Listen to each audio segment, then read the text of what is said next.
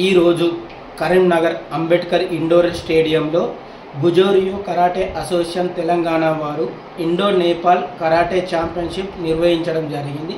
ఈ ఛాంపియన్షిప్కి సుమారు 2000 మంది విద్యార్థులు పాల్గొనడం జరిగింది।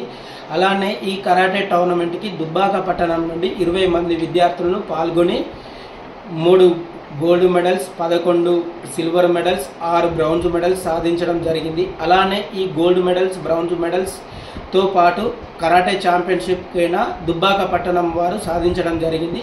ఈ కరాటే ఛాంపియన్షిప్ సాధించినందుకు నేను చాలా సంతోషపడుతున్నా। ఇక ముందుగైనా స్టేట్ లెవెల్, ఇంటర్నేషనల్ లెవెల్లో కూడా సాధిస్తామని నేను కోరుకుంటున్నాను। నా పేరు అస్లయ, నేను 8వ తరగతి చదువుతున్నాను। ఈరోజు కరీంనగర్లో ఇండో నేపాల్ టోర్నమెంట్ జరిగింది। అందులో నాకు సిల్వర్ మెడల్ వచ్చింది। నాకు చాలా సంతోషంగా ఉంది। ఇంకా ముందు నేను గోల్డ్ కొడతానని కోరుకుంటున్నాను।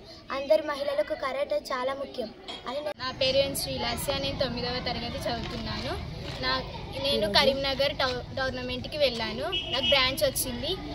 ఇంకా ముందు కూడా నేను గోల్డ్ కొట్టాలని కోరుకుంటున్నాను।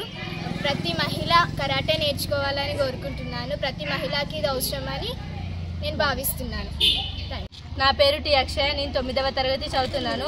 ఈరోజు కరీంనగర్లో ఇండో నేపాల్ టోర్నమెంట్లో నాకు గోల్డ్ మెడల్ వచ్చింది, ఇంకా సర్టిఫికేట్ వచ్చింది। నేను ఈ గోల్డ్ మెడల్ సర్టిఫికేట్ తీసుకున్నందుకు చాలా సంతోషంగా ఉన్నాను। ఇంకా ముందు ఎన్నో కొట్టాలని కోరుకుంటున్నాను।